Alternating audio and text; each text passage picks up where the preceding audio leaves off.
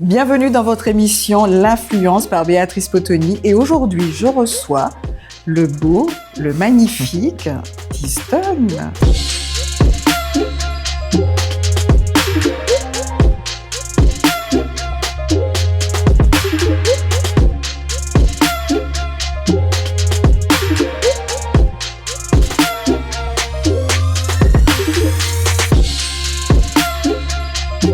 Alors T-Stone, comment vas-tu?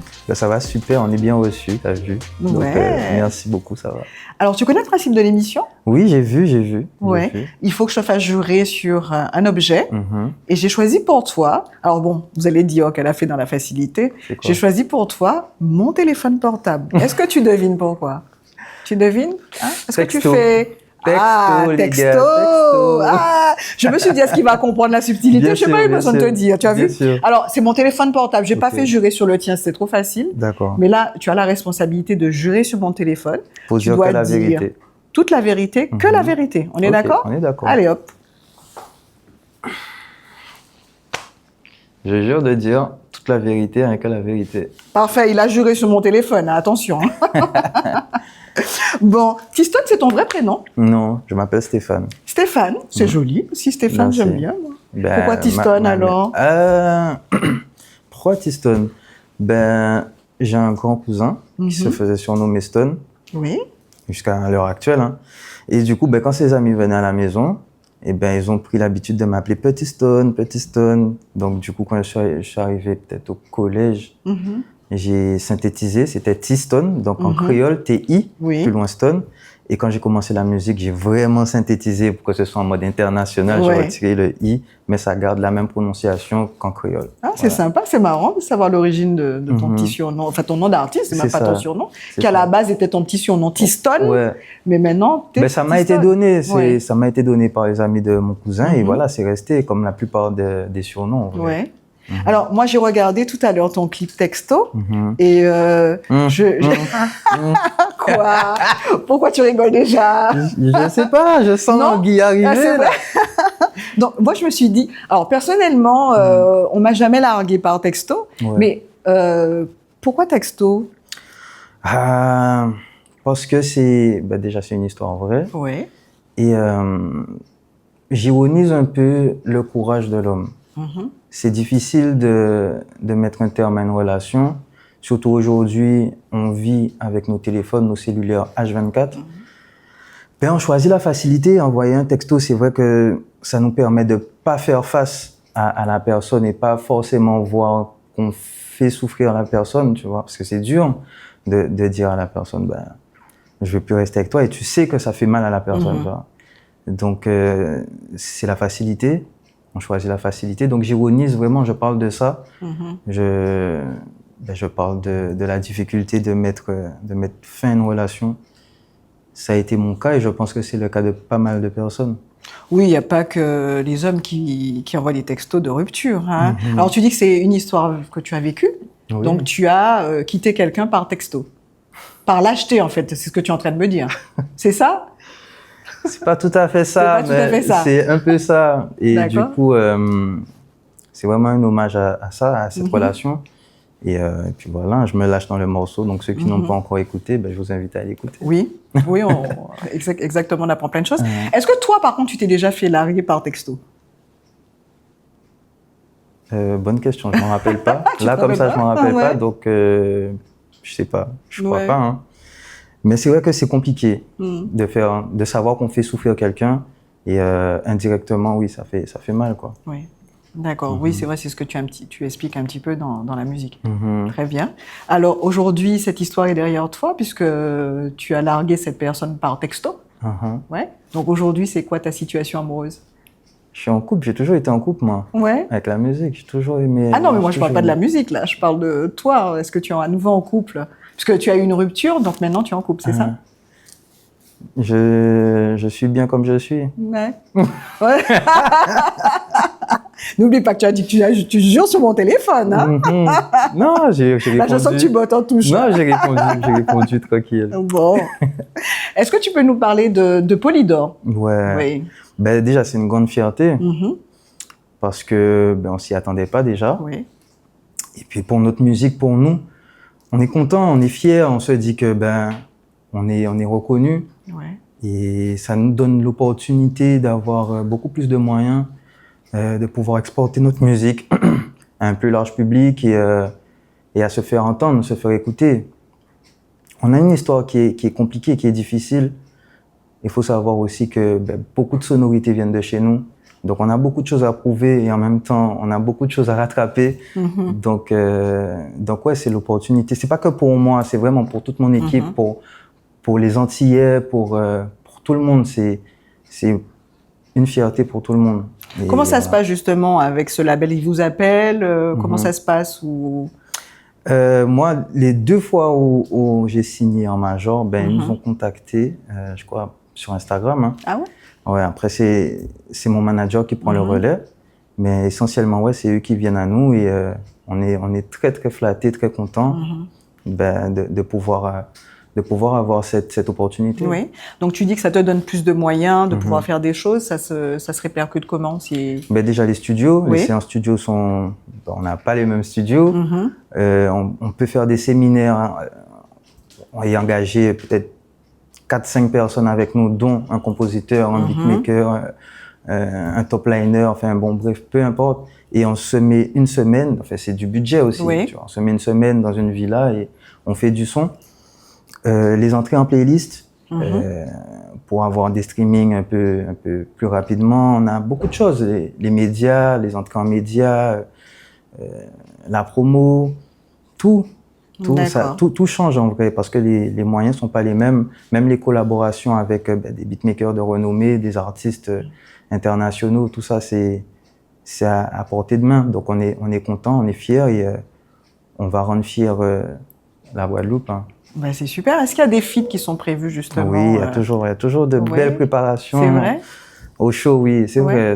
On a de belles collaborations qui arrivent et j'ai hâte de faire découvrir ça aux gens. Comme d'habitude. Nous aussi, on a hâte. Hein.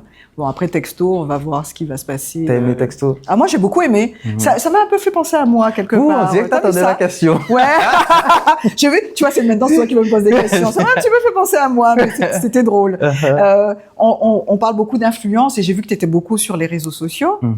Tu es quelqu'un qui utilise beaucoup Snapchat. Oui, c'est vrai.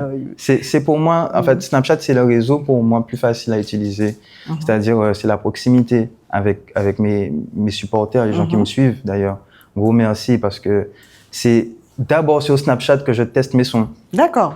Ouais, d'ailleurs, mon manager n'est pas trop content, mon producteur l'appelle. Ah, il vient de leaker un son et tout. Donc non, ouais, mais j'aime bien la vivacité de Snapchat en fait, la proximité qu'on a avec les gens et voilà, c'est beaucoup plus facile pour moi. Mais je suis sur tous mes réseaux, hein, Instagram, TikTok, Snapchat, Facebook.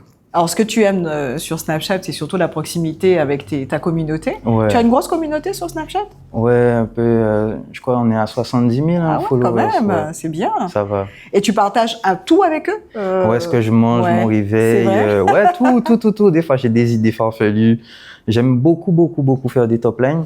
Donc, tard dans la nuit, des fois, je balance des trucs en story. Je supprime au moins 5 heures après. Ouais. Donc, ouais, c'est juste pour jauger, pour voir la réactivité des gens et voilà, m'aiguiller un peu. Parce que je fais pas la musique que pour moi. Ce sont les gens aussi aujourd'hui qui m'écoutent.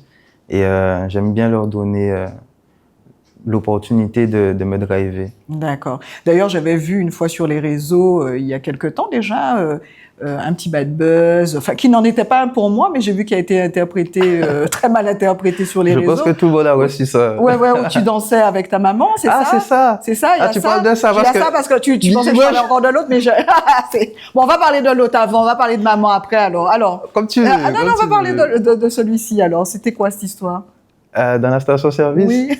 C'était le clip, pas le clip? Oui, c'était une rupture fictive. Oui. Donc, c'était effectivement pour teaser la sortie du clip. Mais je pense que ça a été tellement bien joué par les acteurs. C'est vrai. Ça faisait vraiment... En fait, ceux qui me connaissaient disaient que bon, peut-être que c'est faux. Mais en même temps, les gens espéraient tellement que ce soit vrai que du coup, ils y croyaient. Et du coup, ça a été un bon moyen pour nous de teaser le morceau Texto. C'est vrai qu'on ne s'attendait pas un tel engouement et autant de reportages, etc. Mais ouais, ça a été que du bon, que du plus. Alors moi, personnellement, j'avais vu que c'était pour teaser. Hein. Ça, c'est l'œil de la productrice. Je précise, hein, on veut pas de la violence, on veut... C'est ça. Ouais. C'est l'œil de la productrice qui parle. Nous, on s'est rendu compte tout de suite que c'était pour teaser, mais c'était très bien. Très bonne idée. Tu t'es rendu compte que c'était pour teaser? Oui, tout de suite. C'était quoi tes signes? La façon dont c'est... Alors, parce que, comme par hasard, il y avait du monde pour... Les images étaient très quali pour quelqu'un... Tu trouves?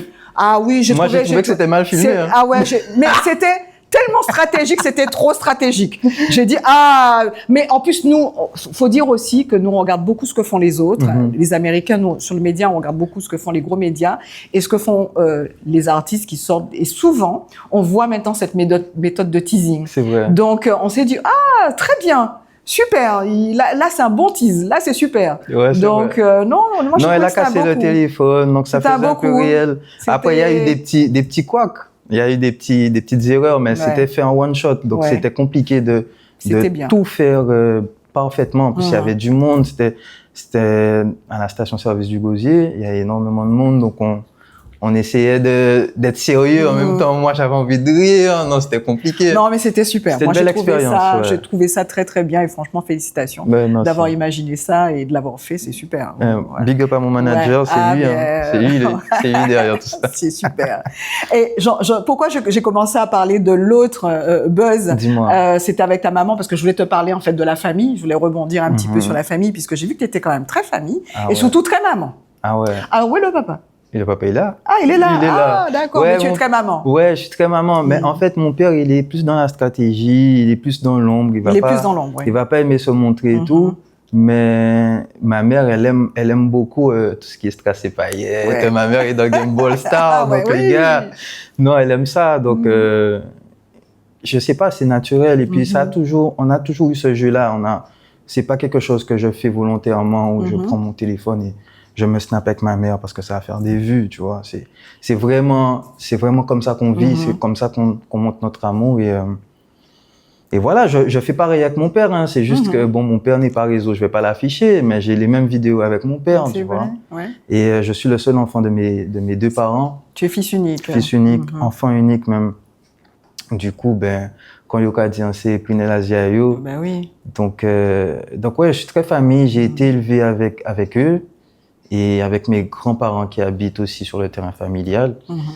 Et donc l'éducation de mes grands-parents plus mes parents, voilà, on est carré là. Ouais. Donc tu es très famille. Et comment ça Tiston enfant, ça donne quoi? Tiston enfant, déjà très solitaire, comme je t'ai dit, enfant unique, mais beaucoup d'amis, beaucoup de copains. En fait, il y a les voisins, il y a les cousins. Je pense à Yuri, je pense à tous mes cousins et cousines qui venaient aussi quasiment tous les jours à la maison parce que chez mamie, c'est le lieu de rencontre où tous les cousins et cousines étaient et dormaient là. Il n'y avait pas de chambre pour tout le monde, mais tout le monde dormait là. On comprend pas. Et l'enfance de Tiston, c'était à la campagne. Je passais toutes mes journées dans les bois avec mes cousins et cousines et on mangeait des fruits, on faisait des cabanes, on faisait du vélo, c'était ça, on jouait au foot dans la rue avec des petits sodas, des petites bouteilles de petits sodas. Ouais, c'était ça, c'était cool, hein. Franchement, c'était une belle période, une belle époque et j'en garde de mon souvenir. Tu as quel âge aujourd'hui? Quel âge tu me donnes? La trentaine? Pas encore? Je fais tout ça. Non, je te demande. Hein. Non, c'est peut-être ta maturité qui me fait dire ça. C'est vrai? Oui. Ah, ça me flatte. Ouais, un peu moins de 30. Un petit peu moins? Un peu moins de 30. Pas loin? Ouais, pas loin. Ouais, ok. donc, tu m'as parlé un petit peu de ton enfance, de ta famille. Est-ce que tu as fait des études? J'ai fait des études. J'ai fait un bac général. C'était où ça? À Bainbridge. À Bainbridge, d'accord. Ouais, gestion, économie et gestion. Et ensuite, j'ai fait un BTS management des unités commerciales en alternance. Puis j'ai changé. J'ai été passer mon brevet de sauvetage, maître nageur, que j'ai eu et que j'ai pu exercer après. Tout de suite après, j'ai exercé pendant à peu près 1 an, 2 ans. Et puis après, j'ai fait autre chose. Maître nageur? Ouais. Rien à voir. Hein. Mais j'aime beaucoup la natation. Je nage depuis petit. Ouais. Ok. J'aime beaucoup le sport. Je fais du triathlon, je fais du football, je fais du tennis. J'ai fait un peu de tout. Franchement, j'ai essayé, j'ai toujours aimé m'essayer. D'accord. Un peu à tout. Ok. Et pour voir dans quoi j'étais plus ou moins bon et ce que j'aimais. Donc voilà. Hein. Ok. Et à quel âge tu as commencé la musique? La musique, c'est arrivé au lycée en fait. C'est arrivé au moment où, avec les amis, on voulait encore une fois s'essayer. Hein. On entendait un peu, on voyait les autres faire dans la cour de récréation. Ils faisaient des freestyles et tout. Et un jour, je me suis dit pourquoi pas moi. Au début, je voulais manager. Je me rappelle une artiste qui s'appelle Olivia. Et c'est elle qui m'a dit, mais pourquoi tu chantes pas? Et du coup, son premier son, c'est aussi mon premier son. C'est comme ça qu'on a commencé la musique. Et c'était au lycée, c'était Big Up à Leslie Ossul qui m'a amené à son studio. Enfin, le studio de son cousin, je m'en rappelle. Et voilà, c'est comme ça que j'ai commencé. Hein. Et le premier son un peu buzzé dans le lycée. Dans les lycées voisins, il faut savoir qu'il y a 3 lycées au même endroit. D'accord. Donc, du coup, on s'est dit pourquoi pas. Donc, on a essayé, on a continué, on a vu que les portes commençaient à s'ouvrir et les gens commençaient à aimer. Donc, on s'est dit, ben, on va pousser ça. Et le son qui te fait exploser ou tu deviens vraiment connu à ce moment-là? Alors, à une certaine période, c'est vrai que le titre Ce soir a eu un bel engouement, mais pas extraordinaire, hein, mais ça a eu un bel engouement et quelques entrées en radio. Donc, c'était pour moi une belle réussite, mais je ne travaillais pas encore avec Joe Boy, donc du coup, ça n'a pas explosé. Ça n'a pas explosé. Et on va dire, c'est Olala. C'est Olala, clairement. Olala. C'était, pour moi, ça a dépassé toute espérance. Et ce son, jusqu'à aujourd'hui, les gens m'arrêtent en me disant Olala, quoi. Ouais, c'est fort. Et c'était vraiment pas écrit, ça. Ce titre-là devait même pas exister. Ça veut dire que je devais aller rencontrer les parents de mon ex à cette période-là, et je reçois l'appel du compositeur qui me dit qu'il aime bien ce que je fais. Est-ce que je suis occupé là? J'ai dit non, pas du tout. J'arrive tout de suite. Et c'est comme ça que je suis arrivé, j'avais rien. Il a fait l'instru. Et t'as laissé les parents de ton ex en plan alors? Ouais, je pars. Je suis même pas allé. Hein. Je suis même pas allé. Et meilleure décision de ma vie. Hein. Oui. et puis voilà, 80% du son était fait ce soir-là. Et j'ai rencontré Claude Cabit. Je travaillais déjà avec lui, mon premier producteur, et il m'a fait rencontrer Jonathan, qui est aujourd'hui mon manager depuis toutes ces années. Et voilà, hein, il y a eu Olala, et le public a aimé, le public a validé, c'est le public qui a porté le son. Et on est très contents, très, très fiers de ça. Et aujourd'hui, on a même eu une collaboration française, tiens. Donc du coup, on s'est dit, waouh, et puis ça nous a poussé. Hein. Super, c'est bien. Donc forcément, après Olala, tu exploses. Donc, de plus en plus connu. Et à ce moment-là, beaucoup de jeunes femmes, j'imagine, découvrent Tiston. Parce que j'ai vu que tu avais beaucoup de succès sur les réseaux sociaux avec la jante féminine. Comment on vit ça? Je sais pas, je suis un peu détaché de ça. En vrai, ouais, je me suis détaché de ça. Au début, j'étais pas détaché du tout. Ça veut dire quoi? T'es pas détaché? Donc je réponds, je fais des dates au maximum. Ouais, non, j'étais dans la découverte, tu vois.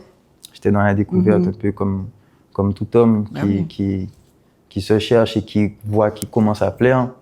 Et puis après, avec la maturité et puis l'expérience, tu te dis que c'est pas ce que tu cherches finalement. C'est pas ce à quoi tu aspires, donc c'est pas ce qui est essentiel au final.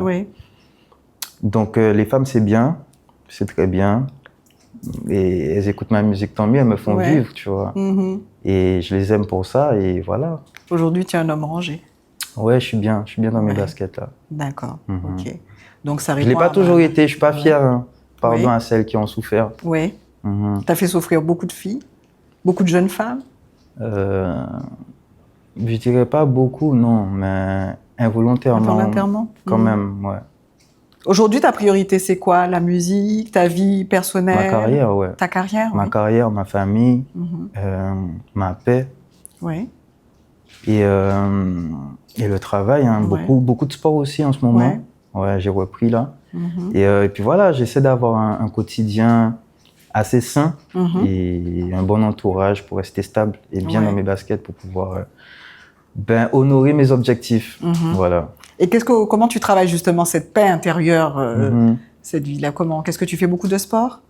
Je fais du sport, je fais de la méditation, je lis aussi maintenant. Et puis voilà, je travaille sur moi. Je travaille pas que sur ma musique ou que sur mon physique, tu vois. Intérieurement aussi, c'est bien de faire travailler son esprit. Et puis voilà. Mais c'est bien. Encore un homme, un corps sain dans un esprit sain. C'est ça? Ouais, on essaye. On essaye. On essaye, on n'est pas parfait, mais on essaye. Super. Et aujourd'hui, Texto est sorti. Quelle est la suite là pour Texto? Il y a de belles réalisations qui sont déjà faites. Hein. J'en ai marre d'écouter mes titres qui sont pas encore sortis depuis 2 ans, qui sont là. Non, on a beaucoup de sons, on a beaucoup de clips aussi déjà clippés. Ah, donc, déjà clippés, donc pour bientôt là, ça va sortir. Ouais, on espère que ça sortira incessamment sous peu. Et puis voilà, donc on a de beaux projets, on a un album aussi qui arrive. Et voilà, aujourd'hui on travaille dur pour pouvoir proposer aussi des shows de qualité. Parce qu'on aime ça, hein. Ça vient de chez nous aussi. La scène, c'est très important. C'est pas que les studios, les séances studio, mais aussi la scène, pour travailler la scène. Chez nous, c'est trop important. On aime trop ça. Et du coup, on travaille sur ça aussi. Je prends des cours de chant, je prends des cours scéniques. Enfin, voilà. Donc, tu travailles ton personnage sur scène. J'ai vu d'ailleurs sur TikTok, tu as fait une scène il n'y a pas longtemps. Ça m'a fait plaisir en plus. Ouais, il y avait des gens de tout âge et ça chantait vraiment. Et j'aime beaucoup partager avec mon public. J'aime beaucoup l'amour qu'ils me donnent et qui ils me font être et devenir, tu vois. La scène, quand on est sur scène et qu'on nous renvoie tout cet amour, ça te porte en fait. Je suis une autre personne. Hein. Même mes parents m'ont dit ça. J'ai fait mon premier concert au Casino du Gosier. Mes parents m'ont dit qu'ils ne savaient pas qui était là. Genre, ils ont vu vraiment un artiste et vraiment épanoui dans ce qu'il fait, très heureux et vraiment une autre personne. Tu te sens pousser des ailes, clairement. Tu vois. Et non, c'est une bonne sensation. J'aime beaucoup. Donc, ta prochaine scène, c'est quand? Je sais même pas, c'est le mois prochain. C'est le mois prochain? Oui. Tu sais pas encore où? Ouais, je sais même pas. Je n'ai pas la date en tête. D'accord. Alors, pour les fêtes de Noël, qu'est-ce que tu vas faire? Parce que c'est bientôt les fêtes. Comme je t'ai dit, entre famille. Oui. J'adore manger le repas de Noël. Je crois que c'est mon top 3 de mes repas préférés. C'est quoi, le cochon et le pois de bois et l'olive? Exactement. Exactement. C'est mon top 3. Ouais. Donc, je reste en famille. Ça va siroter un peu. Pas trop. Hein. Et avec modération. Avec modération. Et on ne prend pas la route. Et puis voilà, je ne suis pas compliqué, je suis très simple. Je suis très simple, je suis avec mes bonnes personnes. Et voilà, ça passe du bon temps, ça joue, ça rigole, ça chante, ça fait des karaokés, voilà. Il y a d'autres chanteurs dans ta famille? Il n'y a pas d'autres chanteurs, mais il y a d'autres passionnés de musique. Il y a des chanteurs amateurs, et puis tu comprends.